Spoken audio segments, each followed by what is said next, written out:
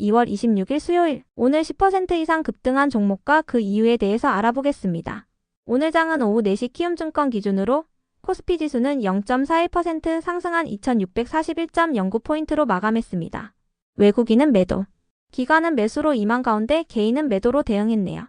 오늘 코스피 거래 대금은 10조 원입니다.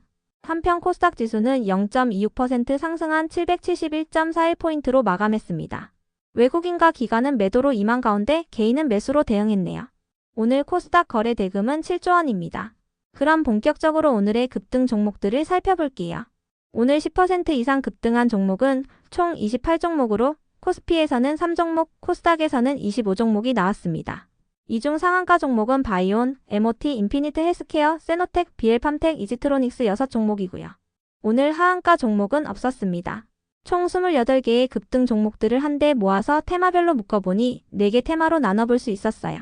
그 외 나머지는 개별 이슈로 오른 종목들인데요. 먼저 1번 2차전지 테마입니다.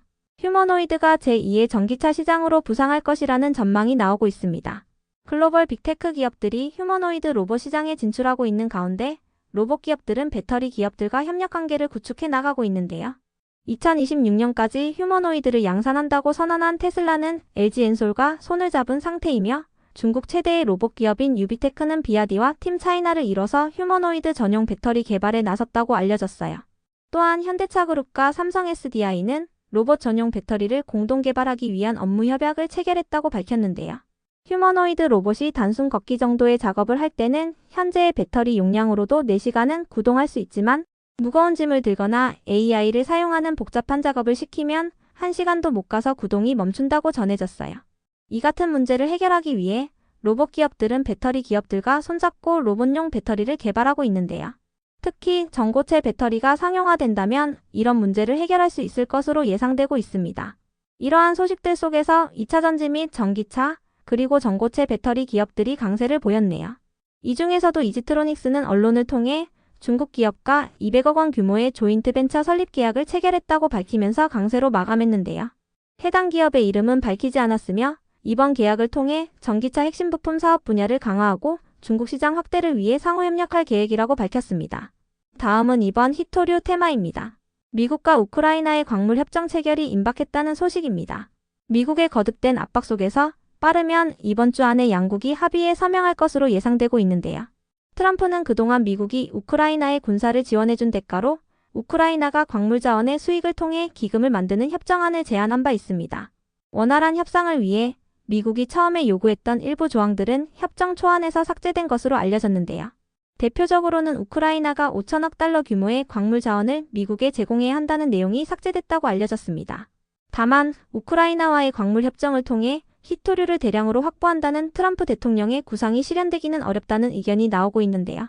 우크라이나는 세계 광물 자원의 5%를 보유하고 있긴 하지만 히토류의 채굴과 생산은 이뤄지지 않고 있으며 매장량도 구체적으로 확인된 적이 없기 때문이에요.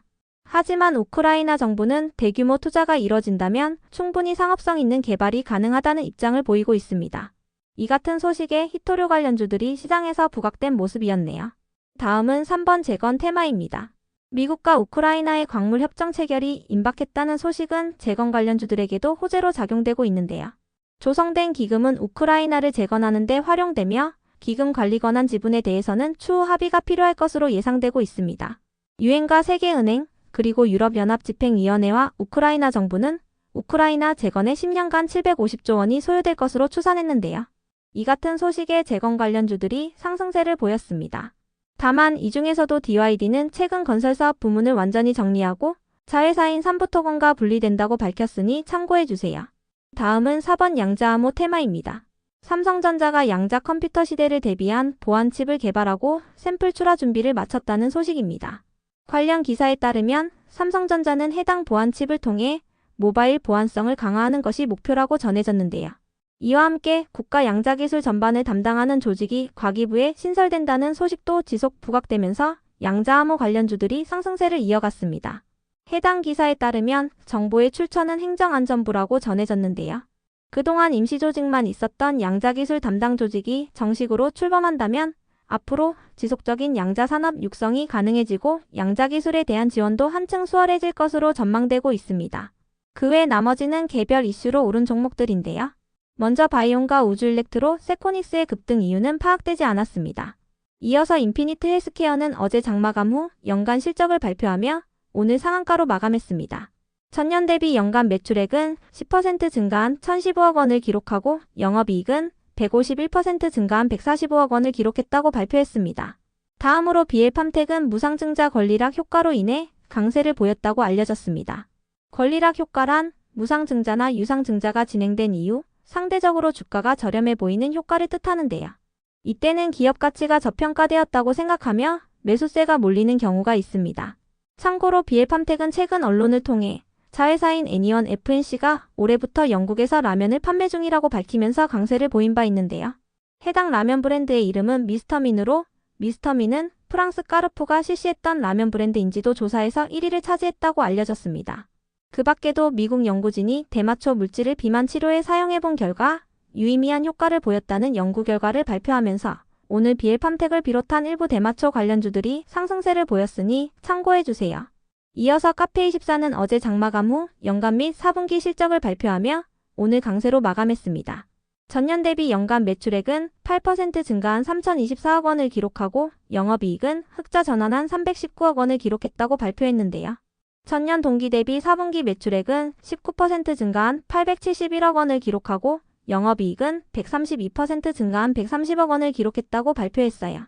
매출액과 영업이익 모두 시장 추정치보다 높은 수치였습니다. 다음으로 예림당이 가진 티웨이 항공의 지분을 소노그룹에게 처분한다고 전해지면서 하락세를 보였던 종목인데요. 예림당은 본업인 출판업이 부진을 겪고 있고 캐시카우였던 티웨이 항공까지 매각한다면 실적이 크게 쪼그라들 것으로 예상되고 있습니다. 다만 상장사의 지위를 유지하기 위해 예림당이 추가적인 인수합병에 나설 가능성도 제기되고 있는데요.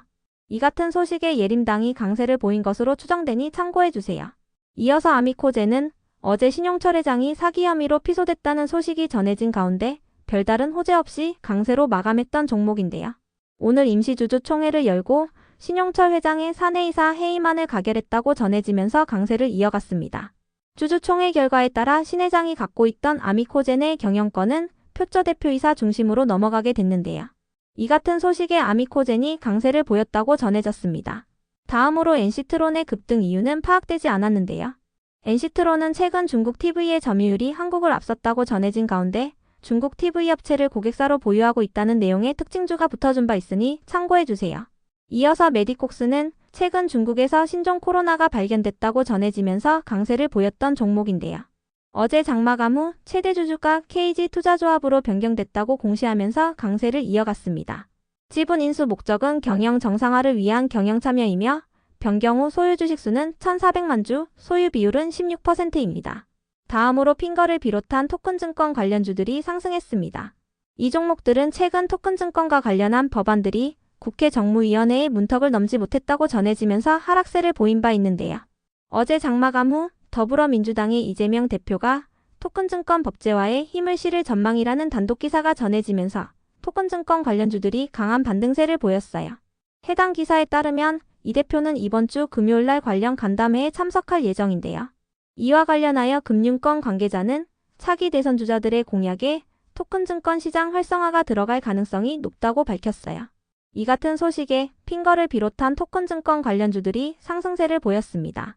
이어서 아이빔 테크놀로지의 급등 이유는 파악되지 않았는데요.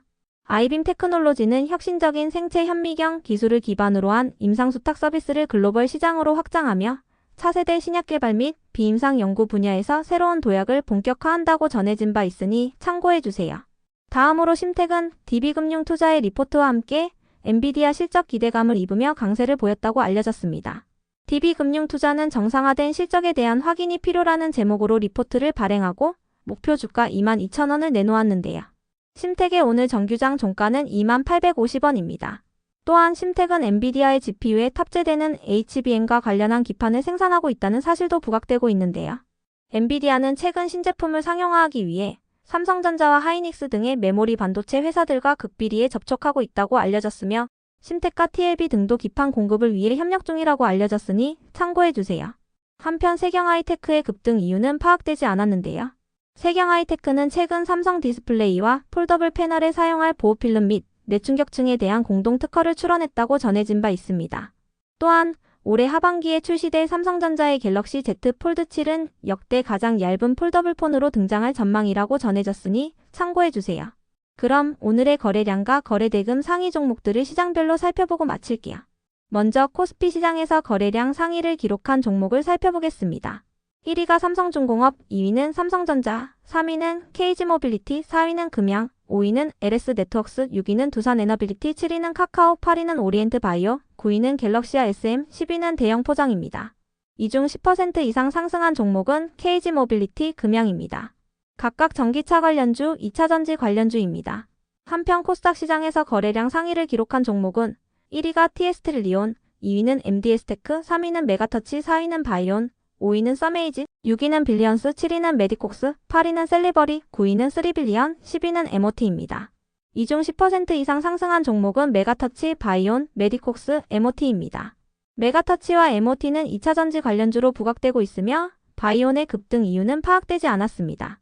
메디콕스는 코로나 및 대마초 관련주로 부각되는 가운데 최대 주주 변경 소식이 있었습니다. 다음으로 코스피 시장에서 거래대금 상위를 기록한 종목을 살펴보겠습니다. 1위가 삼성전자, 2위는 하이닉스, 3위는 삼성중공업, 4위는 셀트리온, 5위는 하나오션, 6위는 카카오, 7위는 금양, 8위는 하나에어로스페이스, 9위는 이수스페셜티케미컬, 10위는 두산에너빌리티입니다. 이 중 10% 이상 상승한 종목은 2차전지 관련주인 금양입니다. 한편 코스닥 시장에서 거래대금 상위를 기록한 종목은 1위가 위너스, 2위는 클래시스, 3위는 카페24, 4위는 대동기업, 5위는 LK캠, 6위는 실리콘투, 7위는 레인보우 로보틱스, 8위는 올릭스, 9위는 심텍, 10위는 MOT입니다. 이 중 10% 이상 상승한 종목은 카페24, 대동기업, 심텍, MOT입니다. 카페24는 어제 실적 발표가 있었으며 대동기업은 재건 관련주입니다. 심텍은 PCB 기업이자 개별 이슈가 있었으며 MOT는 2차전지 관련주입니다.